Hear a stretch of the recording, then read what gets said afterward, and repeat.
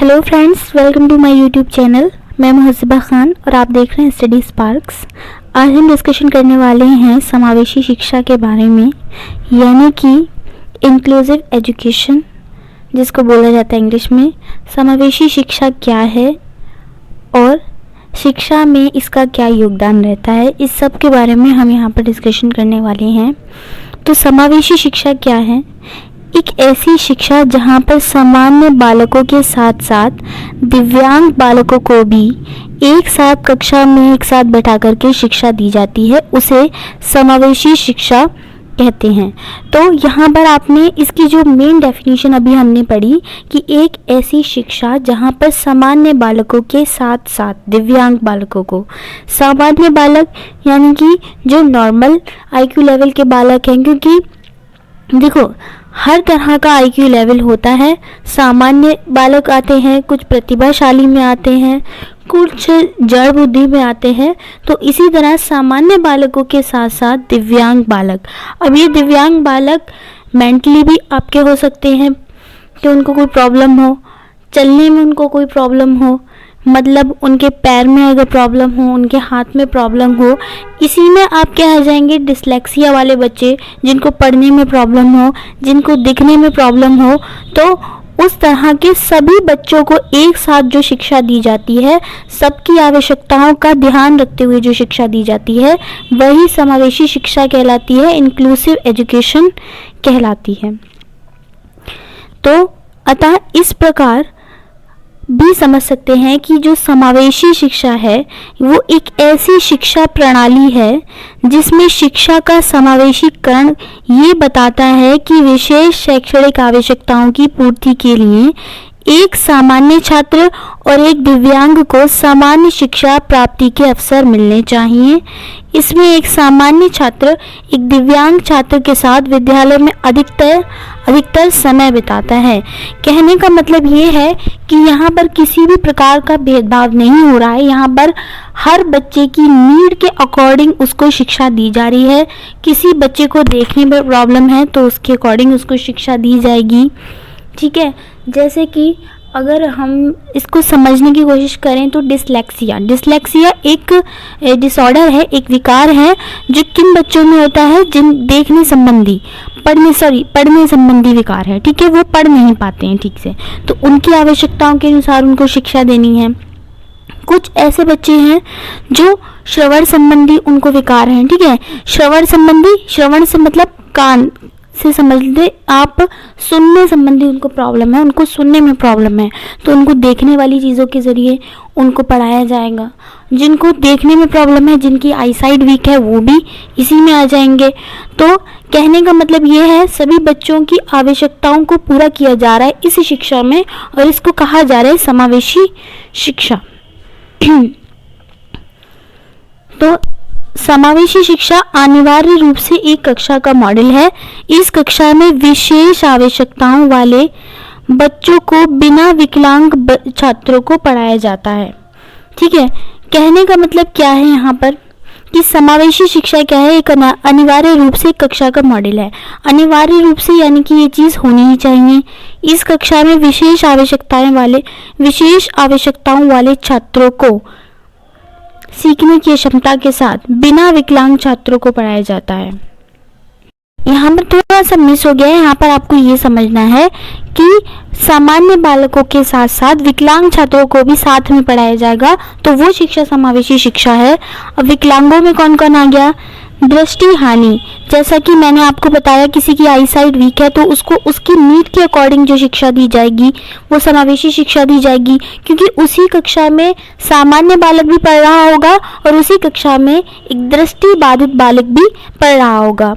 चलना या मुद्राशीलता, जिसको चलने में प्रॉब्लम है तो नीचे उसकी क्लास लगवा देंगे, क्लासेस ऊपर होती हैं, उसको सीढ़ियाँ न चढ़नी पड़े, ठीक है। स्लाइड का वहाँ पर इंतज़ाम करवा देंगे। तो भाषण तथा भाषा विकासात्मक मुद्दे, सुनने की समस्याएं, जैसा कि मैंने बताया श्रवण संबंधी विकार अगर किसी बालक को होगा तो उसे उसकी नीड के अकॉर्डिंग शिक्षा दी जाएगी, आदि शामिल हो सकते हैं। विशेष शिक्षा की आवश्यकता वाले बच्चे अपना अधिकांश समय स्कूल में गैर विशेष ज़रूरतों वाले बच्चों के साथ बिताते हैं। इस लाइन को कहने का मतलब ये है कि इसमें विशेष आवश्यकता वाले बच्चे, अब विशेष आवश्यकता वाले बच्चे कौन से हैं? यही बच्चे विकलांग छात्र। ये किनके साथ रहते हैं? तो ये सामान्य छात्रों के साथ रहते हैं, अपना वक्त उनके साथ बिताते हैं। इस मॉडल को अक्सर सह शिक्षण सुविधा की आवश्यकता होती है, जिसका अर्थ है सह शिक्षण सुविधा की आवश्यकता होती है, जिसका अर्थ होता है कि एक विशेष शिक्षा शिक्षक और सामान्य शिक्षा शिक्षक दोनों एक ही कक्षा में मौजूद हैं और एक साथ उनको पढ़ाया जा रहा है। मतलब सामान्य बालक भी उसी कक्षा में मौजूद हैं और विकलांग बालक भी उसी कक्षा में मौजूद हैं।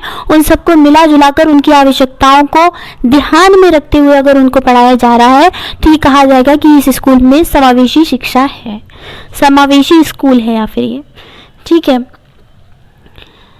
अब यहाँ पर ये वाली लाइन, इस मॉडल को अक्सर सह शिक्षण सुविधा की आवश्यकता होती है, जिसका अर्थ है एक विशेष शिक्षा शिक्षक, ठीक है, एक विशेष शिक्षा शिक्षक और एक सामान्य शिक्षा शिक्षक दोनों एक ही कक्षा में मौजूद हैं और एक साथ पढ़ाते हैं। इस बात को कहने का मतलब ये है कि विशेष शिक्षा शिक्षक भी सिर्फ बच्चों के लिए ही नहीं है, बल्कि ये चीज़ टीचर्स पर भी अप्लाई हो रही है। इसीलिए इस दृष्टिकोण को ICT, इंटीग्रेट को टीचिंग या सहयोगी टीम टीचिंग, ठीक है, CTT भी कहा जाता है। इस लाइनों को आपको याद रखना है। जहाँ पर भी इंटीग्रेटेड वर्ड आ जाए,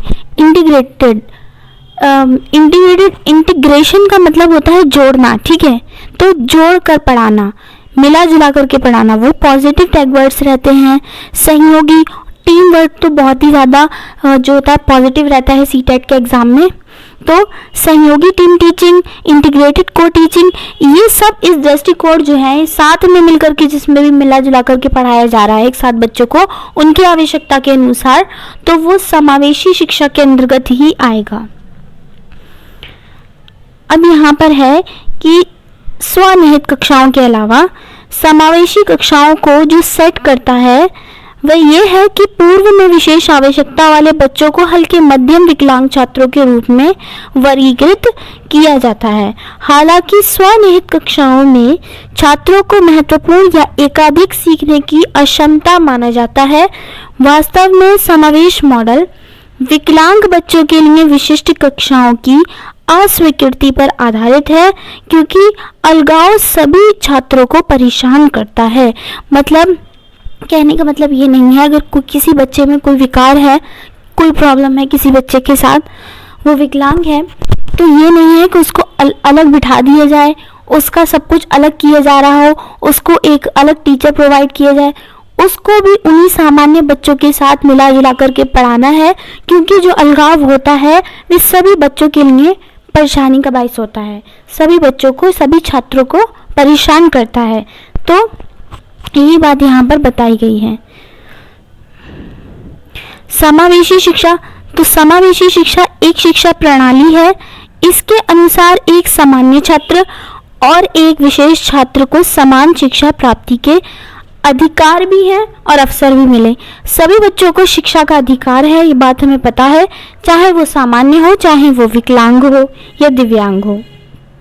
एक वर्ड इस्तेमाल किया जाने लगा है विकलांग की जगह पर अब दिव्यांग या विशेष आवश्यकता वाले बालक, ठीक है। इसमें एक दिव्यांग छात्र और के साथ साथ शिक्षा प्राप्त करते हैं। समावेशी शिक्षा विशेष विद्यालय या कक्षा को स्वीकार नहीं करती है। इसको कहने का मतलब क्या है कि समावेशी शिक्षा क्या नहीं करती है? तो समावेशी शिक्षा विशेष विद्यालय या कक्षा, यानी कि या तो ये बोला जाए कि ये एक पर्टिकुलर चीज़ की, एक पर्टिकुलर टाइप के बच्चों के लिए विशेष विद्यालय है, या फिर ये विशेष कक्षा है केवल इसी टाइप के छात्रों के लिए। यानी कि अगर कोई दृष्टि बाधित छात्र है या मान लो अगर कोई श्रवण बाधित है, इसको सुनने में प्रॉब्लम है, तो हम उसको क्या करवाएंगे, हम उसको कंप्यूटर वर्क करवा देंगे, हम उसको बोर्ड पर लिख के करवा देंगे। तो उनका क्लास अगर अलग से लगाया जाने लगे या फिर उनका स्कूल अलग से बनाया जाने लगे, तो ये समावेशी शिक्षा इसका समर्थन नहीं करती, क्योंकि उसमें बच्चों के विकार के अकॉर्डिंग उनको बांटा जा रहा है, उनका वर्गीकरण किया जा रहा है, उनमें अलगाव का भाव आ रहा है। यहाँ पर सामान्य और विशिष्ट बालक एक साथ मिलकर के नहीं पढ़ रहे हैं। इसीलिए समावेशी शिक्षा विशेष विद्यालय, किसी चीज के लिए विशेष विद्यालय या किसी टाइप के बच्चों के लिए विशेष विद्यालय या विशेष कक्षा को स्वीकार नहीं करती है। विकलांग बच्चों को भी सामान्य बच्चों की तरह ही शैक्षणिक गतिविधि में भाग लेने का अधिकार होता है और उनको उसके पूरे पूरे अवसर भी दिए जाने चाहिए। ये सब समावेशी शिक्षा के अंतर्गत आता है। इंटीग्रेटेड वर्ड मैंने बताया था आपको पॉजिटिव रहता है, क्योंकि जोड़ करके रखना, समाकलित करना बच्चों को। ये विशिष्ट बच्चों को आत्मनिर्भर बनाकर उन्हें समाज की मुख्य धारा से जोड़ती है। हमारा काम भी यही है कि बच्चों को मुख्य धारा में लाना। समावेशी शिक्षा प्रत्येक बच्चों को व्यक्तिगत शक्तियों का विकास करती है। बिल्कुल, समावेशी शिक्षा प्रत्येक बच्चे को व्यक्तिगत शक्तियों का विकास करती है। बिल्कुल, दोबारा से वही लाइन आ गई। समावेशी शिक्षा सम्मान और अनेक अपनेपन की संस्कृति के साथ व्यक्तिगत मतभेदों को स्वीकार करने के लिए भी अवसर प्रदान करती है।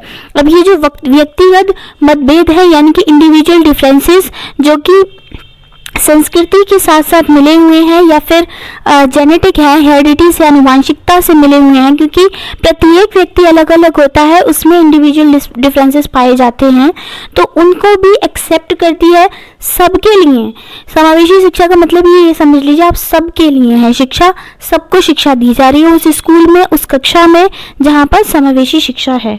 तो यानी कि अपनेपन की संस्कृति, किसी की एग्जाम्पल के तौर पर बहुभाषिकता मतलब बहुत सारी भाषाएं बोलते हैं, क्यों कोई अपनी क्षेत्रीय भाषा बोलता है, तो सबकी भाषाओं को सम्मान दिया जा रहा है वहाँ पर। ऐसा नहीं है कि तुम्हारी भाषा वाला जो क्लास है वो उधर लग रहा है, तुम उधर चले जाओ, ऐसा कुछ नहीं है। सबका क्लास भी एक ही है, एक जगह पर रह करके सबको उनकी आवश्यकता के अनुसार शिक्षा दी जा रही है। ये प्रत्येक प्रकार ये श्रेणी के बालकों में आत्मनिर्भरता की भावना का विकास करती है। आत्मनिर्भरता बिल्कुल आएगी। समावेशी शिक्षा केवल विकलांग बच्चों तक ही नहीं है, बल्कि इसका अर्थ है किसी भी बच्चे का बहिष्कार ना करना। मतलब केवल ऐसा नहीं है कि विकलांग बालकों के लिए ही है कि विकलांग बालकों को सामान्य बालकों के साथ पढ़ाना, नहीं, सामान्य बालकों को भी विकलांग बालकों के साथ पढ़ाया जा रहा है। मतलब प्रत्येक बालक की आवश्यकताओं का पूरा पूरा ख्याल रखा जा रहा है समावेशी शिक्षा में, उन सबको मिला जुला करके पढ़ाया जा रहा है। तो यही समावेशी शिक्षा है। आई होप इस वीडियो के माध्यम से समावेशी शिक्षा को समझने में फिर किसी को भी जो भी ये वीडियो देख रहा है कोई प्रॉब्लम नहीं आएगी। समावेशी शिक्षा से अभिप्राय है छात्रों को सार्थक शिक्षा अनुकूलतम पर्यावरण में उपलब्ध कराई जाए। ठीक है, तो समावेशी शिक्षा को मुख्यतः 3 भागों में रखा गया है: शारीरिक, अभिगमन और अनुसूचित जाति। इनको आपको समझना है। शारीरिक मानसिक विकलांग, तो एक तो शारीरिक रूप से ओके, यानी कि किसी के पैर में प्रॉब्लम है, किसी के हाथ में प्रॉब्लम है, तो ये शारीरिक रूप से हो गए। मानसिक रूप से हो गए, मानसिक रूप से जो गए आपको समझना है ADHD। ठीक है, कुछ बच्चे बहुत ज़्यादा एक्टिव रहते हैं। और अभिगमन आसक्त्व। ठीक है, अनुसूचित जाति, अनुसूचित जनजाति, निर्धन और पिछड़ा वर्ग, ये सब मतलब हर एक मुद्दे को लेकर के बच्चे को मिला जुला कर उन्हें पढ़ाना है, साथ में पढ़ाना है। अब आ जाता है समावेशी शिक्षा की आवश्यकता क्यों है। तो समावेशी स्कूल क्यों बनाए जा रहे हैं, समावेशी कक्षाएं क्यों बनाई जा रहे हैं, मतलब समावेशी शिक्षा की आवश्यकता क्यों है। सामान्य मानसिक विकास हेतु, ठीक है, सामान्य मानसिक विकास हेतु, सामाजिक एकीकरण हेतु, इससे बच्चों में समाजीकरण की भावना आएगी। प्रत्येक बच्चा प्रत्येक बच्चे से मिलेगा, बातें करेगा, मिलेगा, उनके बीच अंतःक्रिया होगी, तो सामाजिक एकीकरण होगा। शैक्षणिक एकीकरण होगा। एकीकरण समानता के सिद्धांत के अनुपालन हेतु है, क्योंकि सभी को समानता का अधिकार है, सभी लोग समान हैं। फिजूल खर्ची कम करने हेतु, ये भी बिल्कुल है, बचत भी होगी क्योंकि एक ही जगह पर आपको सारी चीज़ें प्रोवाइड करवाई जा रही हैं। तो फिजूल खर्ची कम करने हेतु भी समावेशी शिक्षा जो है वो बहुत इंपॉर्टेंट रोल प्ले करती है। और समावेशी शिक्षा के उद्देश्य क्या है? उम्मीद है अब तक आपको उद्देश्य समझ में आ गए होंगे, लेकिन इसको बहुत अच्छे से समझते हैं ताकि इस वीडियो के बाद कोई और समावेशी शिक्षा पर वीडियो ना देखनी पड़े। विशिष्ट बच्चों को आत्मनिर्भर बनाकर उनको समाज से में मुख्य धारा से जोड़ना, बिल्कुल बच्चों में आत्मनिर्भर की भावना का विकास करना, ये सुनिश्चित करना कि कोई भी बच्चा हो, चाहे वे शारीरिक अपंग हो या अपंगता से ग्रस्त हो, फिर भी उसे शिक्षा के समान अवसर से वंचित नहीं किया जा सकता है। मतलब उसको भी शिक्षा लेने का पूरा अधिकार है, चाहे वे शारीरिक रूप से, मतलब उसका मान लिया एक्सीडेंट हो गया हो, एक्सीडेंट होने के बाद उसमें कोई प्रॉब्लम आ गई हो तो, या फिर वो अनुवांशिक रूप से भी अगर उसमें कोई प्रॉब्लम हो तो भी उसको समान अवसर मिलने चाहिए शिक्षा के। विशिष्ट आवश्यकता वाले बच्चे, विशिष्ट आवश्यकता वाले बच्चे वो होते हैं जिसमें दिव्यांग आ जाते हैं, विकलांग आ जाते हैं। आत्मनिर्भरता की भावना का विकास करना, कॉन्फिडेंस तो सब में ही आ रहा है। शैक्षणिक में प्रजातांत्रिक मूल्यों की स्थापना करना, हमें एक कक्षा को लोकतांत्रिक बनाना है या प्रजातांत्रिक बनाना है, प्रजा के अनुरूप बनाना है। ठीक है, लोकतंत्र में क्या होता है, सब कुछ को बोलने का अधिकार होता है, तो वही बात है, ये एक पॉजिटिव टैग वर्ड रहता है, इसको याद रखना है आपको कि प्रजातांत्रिक आ जाए या फिर लोकतांत्रिक आ जाए तो वो पॉजिटिव रहता है। समाज में दिव्यांग अंत संबंधी फैली बुराइयों को दूर करना, बुराइयों को, दिव्यांग अंत संबंधी बुराइयां मतलब कहने का ये है कि भेदभाव जो होता है उनको सही तरीके से नहीं देखा जाता, सही तरीके से ट्रीट नहीं किया जाता, तो इस तरह की समाज में फैली हुई बुराइयां हैं, भेदभाव हैं, उनको भी दूर करना समावेशी शिक्षा का एक उद्देश्य रहता है, क्योंकि समावेशी शिक्षा में हम सबका समावेशन लेकर के चलते हैं। दिव्यांग बालकों को शिक्षित मुख्य धारा से जोड़ना है। ठीक है, अब यहाँ पर प्रत्येक बालक का यह अधिकार है कि वे अपना विकास प्राप्त आवश्यकताओं के अनुसार कर सके। शिक्षा का उद्देश्य सभी बालकों का सर्वांगीण विकास करना है, बिल्कुल सभी क्षेत्रों में, शारीरिक, मानसिक, भावात्मक, संज्ञानात्मक सभी क्षेत्रों में बच्चों का विकास करना ही शिक्षा का उद्देश्य है। और हर बालक को ये अधिकार प्राप्त है कि वे अपनी आवश्यकताओं के, अपनी नीड्स के अकॉर्डिंग उसको शिक्षा मिले। समावेशी शिक्षा केवल दिव्यांग बालकों के लिए ही नहीं, बल्कि इसका अर्थ कोई भी बच्चे का बहिष्कार ना हो, ये है, सभी बच्चों के हित के लिए है ये। अनुसूचित जनजाति, अनुसूचित जाति के बच्चों के लिए शिक्षा मुहैया कराने हेतु भारतीय संविधान की धाराओं 15A है यहाँ पर, ठीक है, इसको आपको ए कर लेना, कैपिटल ए। 45 और 46 विशेष प्रावधान किया गया है, ये नंबर्स आपको याद रखने हैं।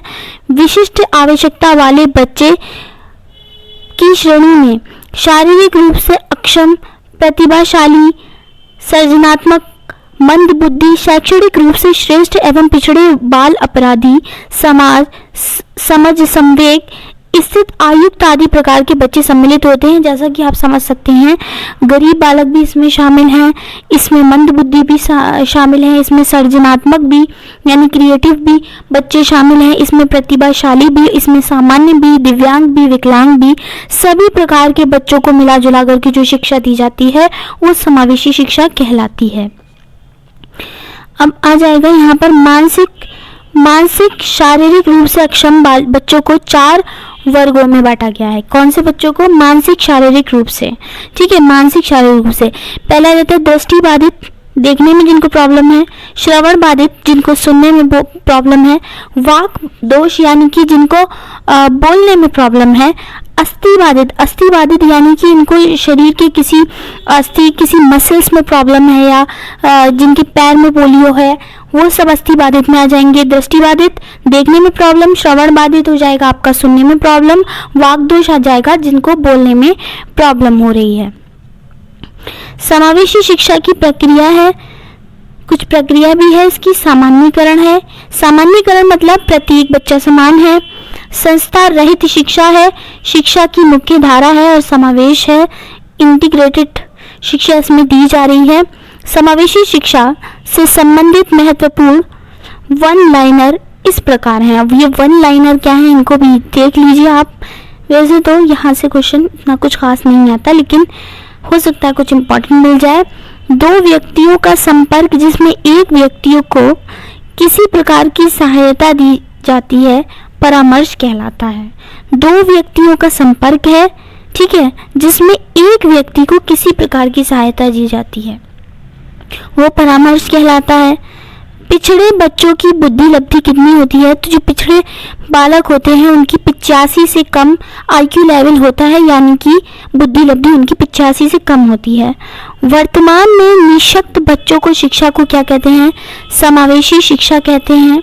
वे बच्चे जो समावेशी शिक्षा से संबंधित होते हैं समावेशी बच्चे कहलाएंगे।